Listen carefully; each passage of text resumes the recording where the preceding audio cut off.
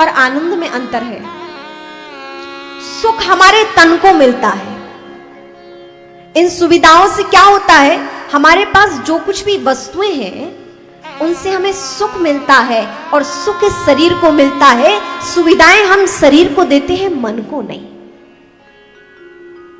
सुविधाएं कौन भोगता है? ये इंद्रियां।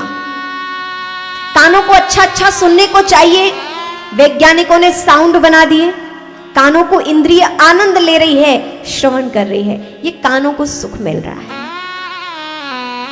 सुंदर सुंदर पकवानों की उत्पत्ति कर दी है, हमारी जिह्वा को खाकर अच्छा लग रहा है। सोने के लिए पहले पृथ्वी पर हम सोते थे जमीन पर, लेकिन आरामदायक हमारे लिए सोफे और बेड का निर्माण हो गया, विज्ञान ने किया।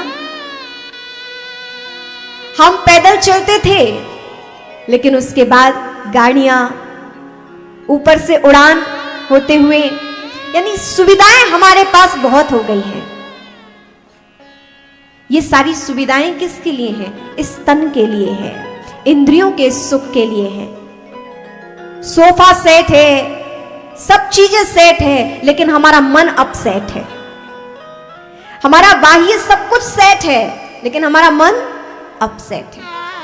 विज्ञान ने आपका सब कुछ बाहर से सेटअप कर दिया, लेकिन मन का कोई सेटअप विज्ञान ने नहीं किया है। ये अपसेट है, और इसको सेट करने के लिए हमारे महापुरुषों ने विचार किया, और ये भागवत जी का निर्माण हुआ है। ये भागवत जी हमारे मन को शुद्ध करती है, हमारे मन को पावन करती है। ऐसी संसार की कोई मशीन नहीं बनी है जिस मशीन से हम अपने मन की शुद्धि कर सके। सुविधाओं के लिए सारी मशीनें हैं, कपड़े धोने वाली मशीन, भोजन बनाने वाली मशीन, और आप लोग तो गृहस्थ में रहते हैं, जाने किस किस प्रकार की मशीनें। माताओं को रोटी ना बनानी पड़े तो रोटी बनाने तक की मशीन है ना? ये सुविधाएं हैं, और ये सुविधाएं हमारे तन को सुख प्रदान करने के लिए हैं। लेकिन मन के लिए, इस मन को शुद्ध करने के लिए, मन को आनंदित करने के लिए विज्ञान ने कोई तरक्की नहीं की है, कोई भी साधन उत्पन्न नहीं किया है। लेकिन इस मन को शुद्ध करने के लिए, मन को आनंदित करने के लिए हमारे महापुरुषों ने विचार किया, और ये भागवत जी का निर्माण हुआ है। अच्छा, मन शुद्धि से क्या होगा? मन की शुद्धि से क्या होगा? यदि हमारे मन की शुद्धि हो गई तो हमारी आदतें शुद्ध हो जाएंगी।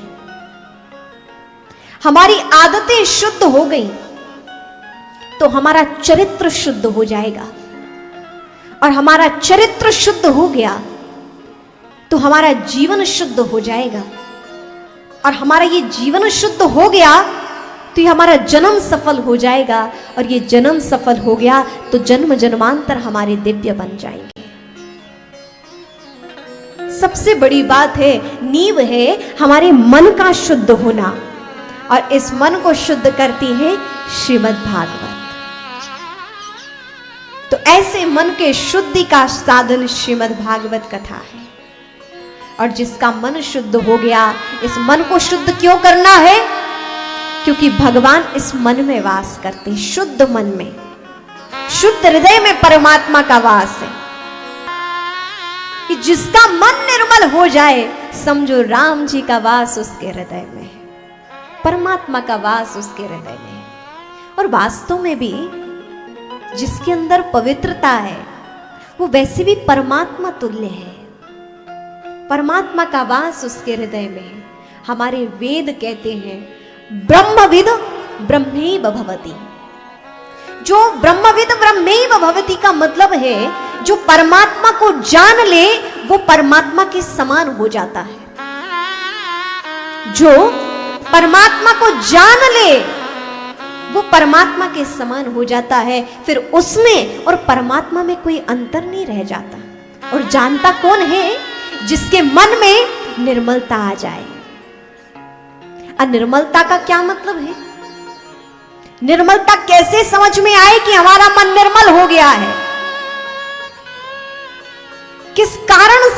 हम समझे कि हमारा मन अब पावन हो गया है, अब हमारा मन निर्मल हो गया है, तो उसके कुछ संकेत हैं। जब हमें लगे कि हमें किसी से ईर्ष्या नहीं है, हमें जब किसी से ईर्ष्या नहीं है, हमारा किसी से द्वेष नहीं है, हमें किसी को कष्ट देने में आनंद नहीं आता है, बल्कि कोई कष्ट में हो जाए तो हमें पीड़ा होती है। जब ऐसा भाव आपके अंदर आ जाए, किसी की बढ़ोतरी से हमें जलन ना हो, प्रतिस्पर्धा करना बात अलग है, आप प्रतिस्पर्धा कीजिए, लेकिन ईर्ष्या नहीं। ईर्ष्या और प्रतिस्पर्धा में अंतर है, प्रतिस्पर्धा और ईर्ष्या में अंतर है। प्रतिस्पर्धा ऐसे कि कोई आगे बढ़ रहा है, बहुत अच्छी बात है, वो आगे बढ़े, लेकिन प्रभु हम पर भी कृपा कीजिए कि हम भी आगे बढ़े। ये प्रतिस्पर्धा है, कोई अच्छा कर रहा है, अच्छी बात है कि आप अच्छा कर रहे हो, उससे प्रेरणा लेके हम भी अच्छा करने का प्रयास करें। अभी तो हमारे मन में ये जलन ना हो कि वो हमसे आगे क्यों बढ़ रहा है और उसको हम नीचा दिखाएं या हम उसका विफल करने की कोशिश करें। ये है ईर्ष्या।